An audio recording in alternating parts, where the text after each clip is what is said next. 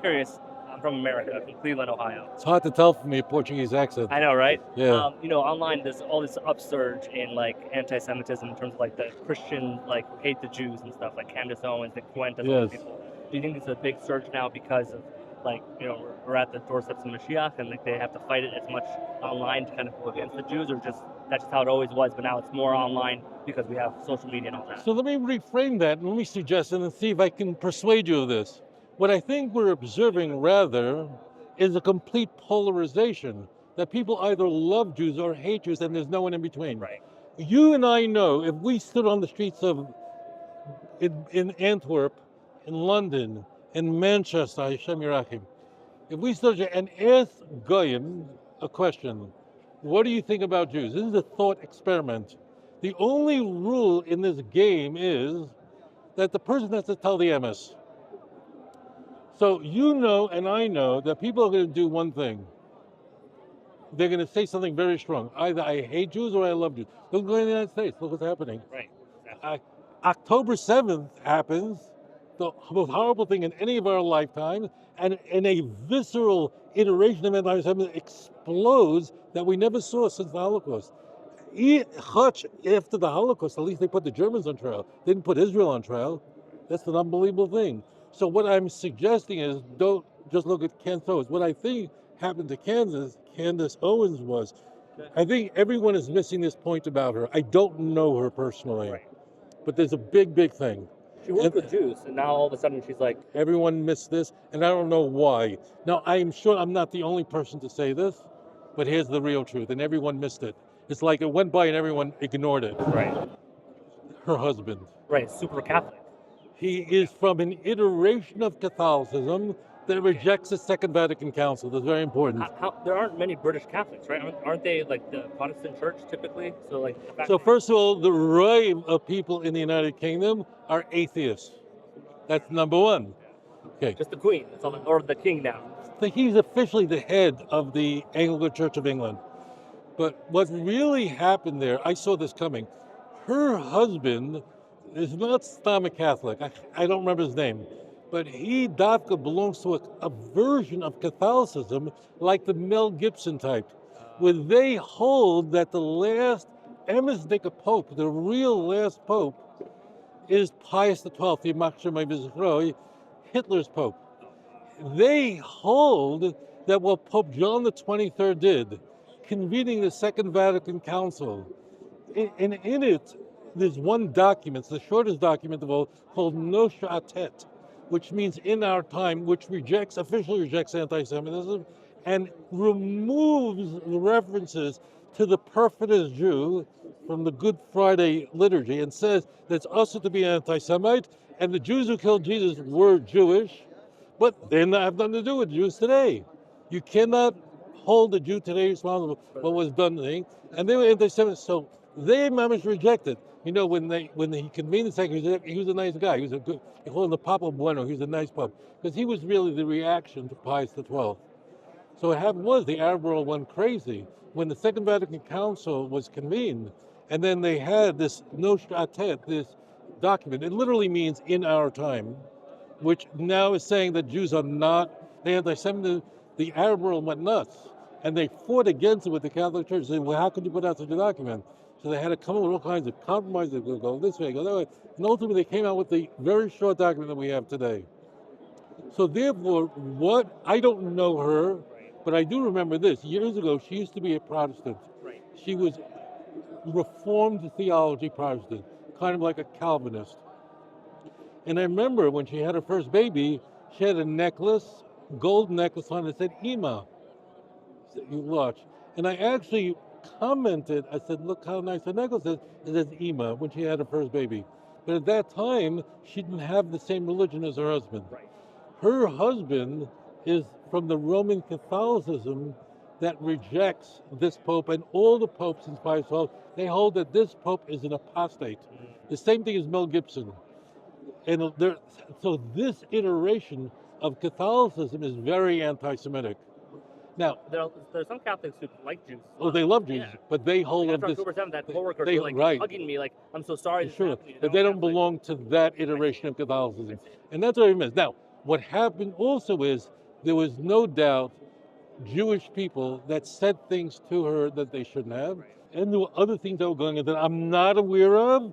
But no one is just the obvious thing right in front of them. She converts to her husband's Catholicism, and she suddenly expresses all these very unflattering things about Jews. But what we're seeing in the world today is complete polarization. If I ask any of you, you have to tell the truth.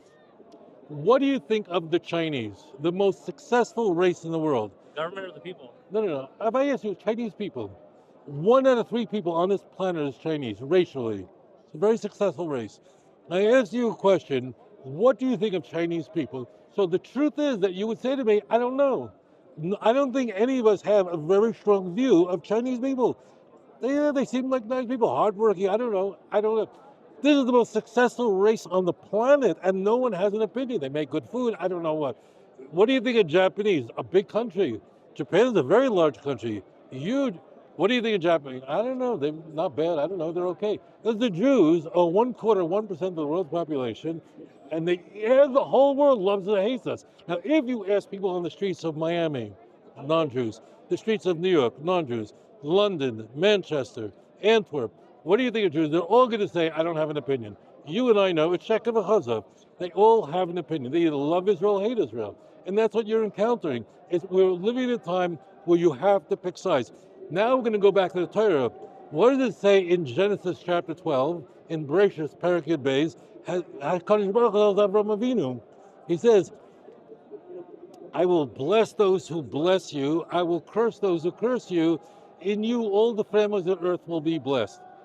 Well, that's an interesting bless. It's a very intriguing verse. But I want to focus in and zone in on one thing. But what are the people who just don't have an opinion? Everybody's going to have an opinion. It's just going to be, I hate the Jews or I love the Jews. So there actually is a makor in the Torah. From the Torah's perspective, either they love Jews or they hate Jews. There's no in between. And what happens now is people are choosing sides. The October 7th never happened, revisionists, it never happened. Actually, Israelis did it, the Zionists did it. What, are they insane?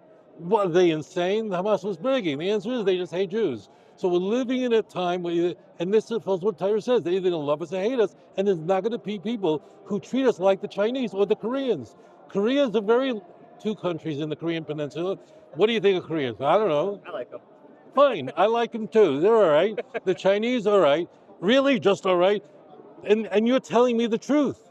They're all right. I like them, right? But if you ask people about Jews, they will never admit it because it's socially unacceptable to be an anti-Semite, right? Well, less so now, but you can't say, even David Duke doesn't say, I hate Jews.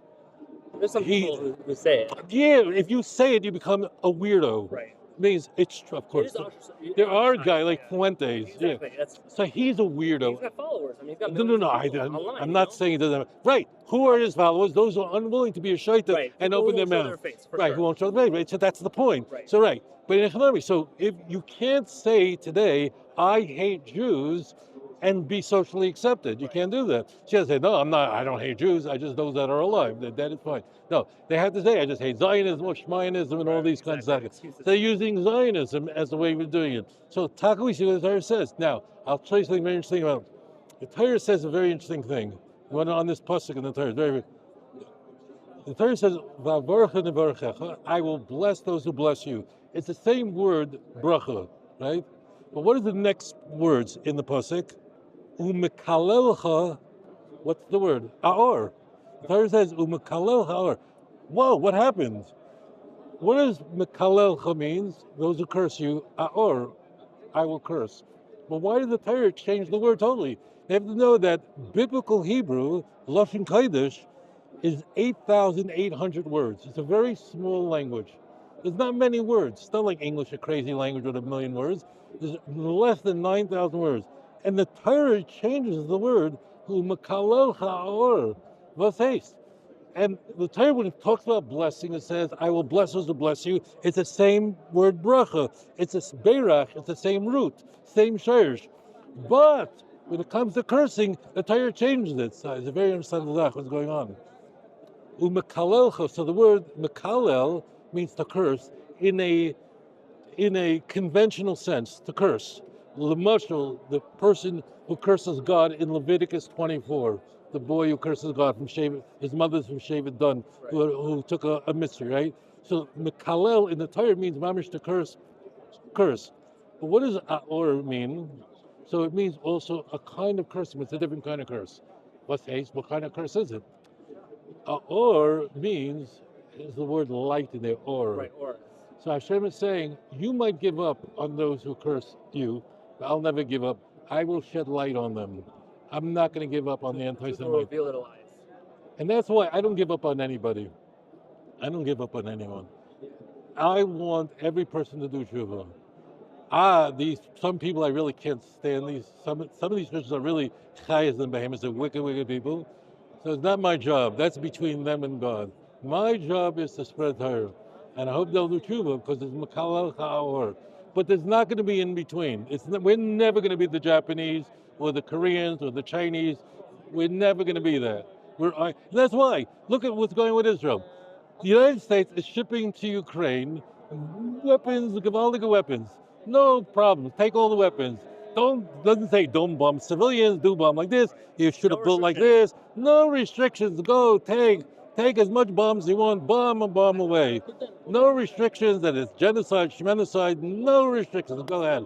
Israel, you have to shoot a bullet like this and it goes through a toilet, comes out the other end, and hits the Hamas guy. And if it hits a sister-in-law, you're fallen. What happened here? You see what's going on. It's all very partial. So what I would posit is, it's not that. What's happening is, it's either love or hate. And because we're in Yemais Mashiach, we had now October 7th, which happened essentially on Sukkot, which the Gemara in Megillah says that Mechemes Gog Magog begins on Sukkot. The Gemara says for that reason, what is the Haftarah that we read on Chalamoid Sukkot? Davka Yecheskel Perek Labechesel Lametes. Davka, because, and that's what happened. And it's very interesting. What was going on there in Israel before October 7th? The Civil War. We were fighting. And where was the big crazy fight in Israel? It was in Tel Aviv. And what was happening was a mechitza. They wanted to put up a mechitza so they could daven. This year they're not allowed, they plan not to allow any davening. What was interesting was it was the mechitza that they wanted to put up just for davening in the Rishus Harabim in Tel Aviv. And they go to court. It's a whole thing and it's craziness, right? Where do we learn out a mechitza in Tanakh? There's a Gemara in Sukkot. There's one place. It comes from Mashiach ben Yosef. In that parak, Zechariah chapter 12, that's Mashiach ben Yosef. V'hebitu elai et asher dakaru. They will look to me because of the one who was killed, and they will mourn over one bird of the son. And then what does it continue to say?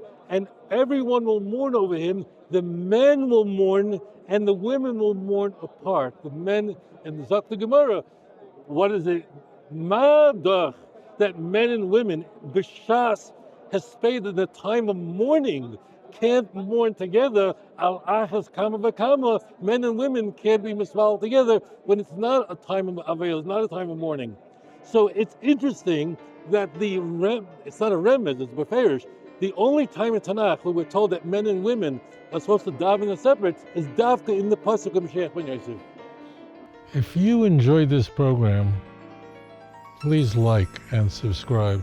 אדון עולם אשר מלך בטרם כל יציר נברא ועת נעשה בחפצו כל אזי מלך שמו נקרא ואחרי ככלות הכל לבדו ימלוך נורא והוא היה והוא עובד